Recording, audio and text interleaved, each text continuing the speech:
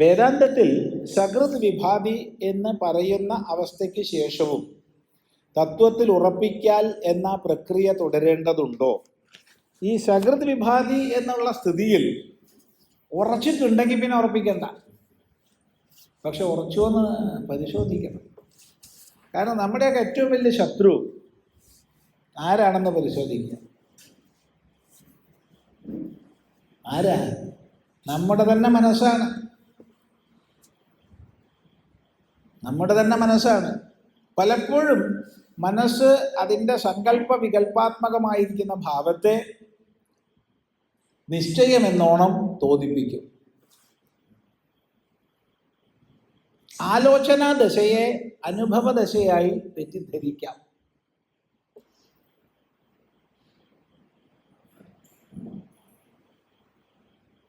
ആലോചനാ ദശയെ അനുഭവ ദശയായിട്ട് തെറ്റിദ്ധരിക്കാം. സങ്കല്പ വികല്പങ്ങളിലൂടെ ഉണ്ടായ ഭ്രാന്തി ജ്ഞാനത്തെ ജ്ഞാനമായി തെറ്റിദ്ധരിക്കാം.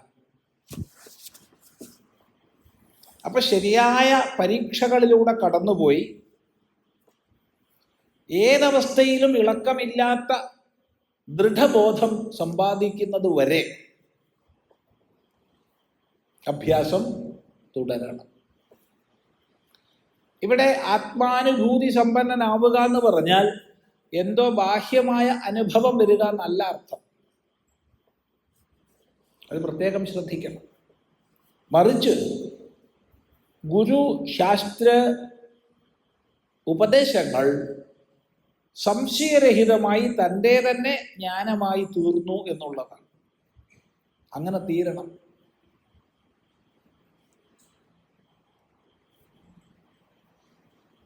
അതുകൊണ്ടാണ് ഉപനിഷത്തിൽ താവദേവ നിരോധവ്യം യാവത് ഹൃദി ഗതം ക്ഷയം എന്ന് പറയുന്നത്.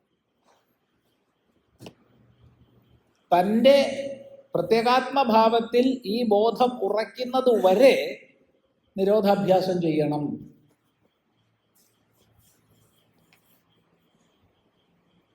ഗുരുനാഥന്മാര് പറയാറുണ്ട്,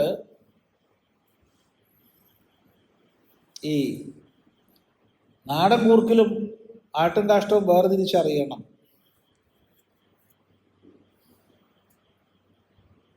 ഇല്ല, അടങ്ങിയല്ല. അത് അറിഞ്ഞു വെച്ചാൽ പ്രശ്നമില്ല, പിന്നെ ഉറപ്പായി. പക്ഷേ അത് ശരിക്കും അറിഞ്ഞില്ലെങ്കിലോ പിന്നെയും ചിലപ്പോൾ ആട്ടും കാഷ്ടവും നാടൻ കൂർക്കിലാന്ന് വിചാരിച്ചിട്ട് ചിലപ്പോൾ പൊളിച്ചു എന്ന് വരും. അറിഞ്ഞാൽ പ്രശ്നമില്ല, അറിഞ്ഞിരിക്കണം. സകല സംശയ വിപര്യങ്ങൾക്കും ഉപരി ബോധപ്രതിഷ്ഠിതനാകണം. അതുവരെ സാധനാഭ്യാസം തുടരണം. ഇതാണ് ജ്ഞാന വിജ്ഞാന ഭേദം. ജ്ഞാനിയിൽ നിന്ന് വിജ്ഞാനിയിലേക്കുള്ള ആ പരിണാമം ഇതാകും.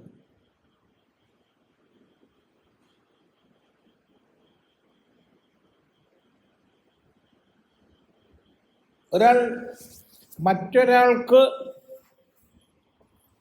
ശ്രദ്ധിക്കുക, മറ്റൊരാൾക്ക് വൃത്തിജ്ഞാനം ഉണ്ടാകത്തക്ക വിധം ശാസ്ത്രവ്യാഖ്യാനം ചെയ്യാനുള്ള കൗശലത്തോടു കൂടിയ ഗുരുനാഥൻ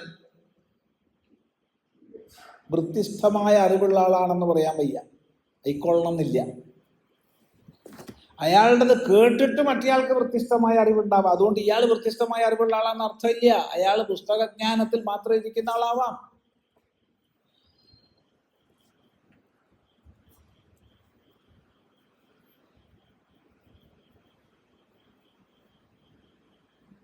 അതുകൊണ്ടാണ് ഭഗവാൻ ഭാഷ്യകാരൻ തന്നെ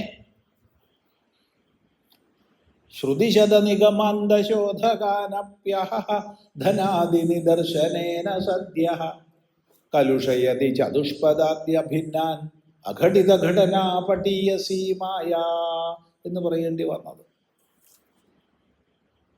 നൂറുകണക്കിന് വേദാന്തങ്ങളെ ശോധനം ചെയ്യുന്ന ആള് പോലും, ശോധനം ചെയ്യാന്ന് പറഞ്ഞാൽ ശുദ്ധീകരിക്കുക, വ്യാഖ്യാനിക്കുക, പഠിപ്പിക്കുക, അതിന് വൃത്തികൾ എഴുതുക, ഈ വക പ്രയത്നം ചെയ്യുന്ന ആള് പോലും അയാളെപ്പോലും ധനാദി നിദർശനേന പണം തുടങ്ങിയവയെ കാണിച്ചു കൊടുത്തിട്ട് സദ്യ പെട്ടെന്ന് തന്നെ കലുഷയതി ചതുഷ്പദാദ്യഭിന്നാൻ നാൽക്കാലികളുമായി വ്യത്യാസമില്ലാത്തവനാക്കി തീർക്കുന്നു.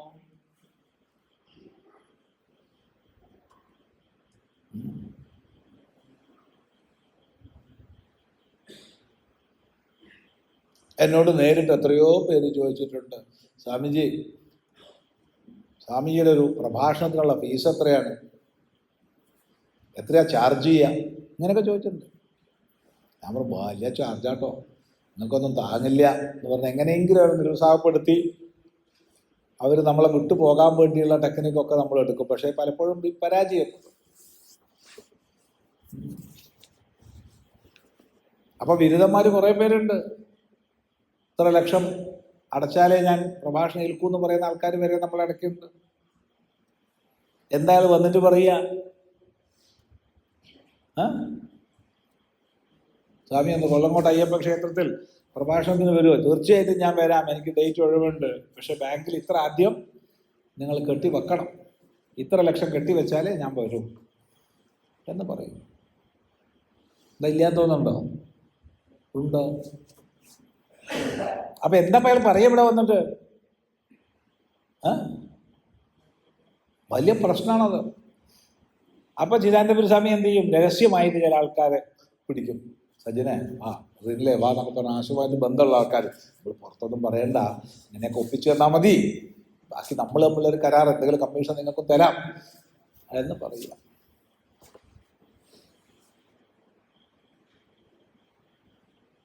എവിടെ എത്തി നമ്മൾ ഒന്ന് ആലോചിച്ച് നോക്കും. പിന്നെ എന്ത് വേദാന്താ പറയണത്?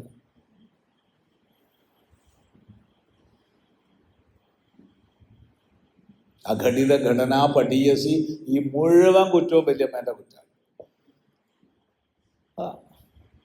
ഈ കുഴപ്പക്കാരി ആരാണ്?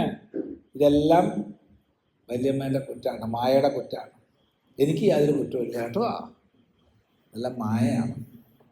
അതും പറഞ്ഞ് സമാധാനിക്കാൻ വഴിയായി. മനസ്സിലാക്കൂ.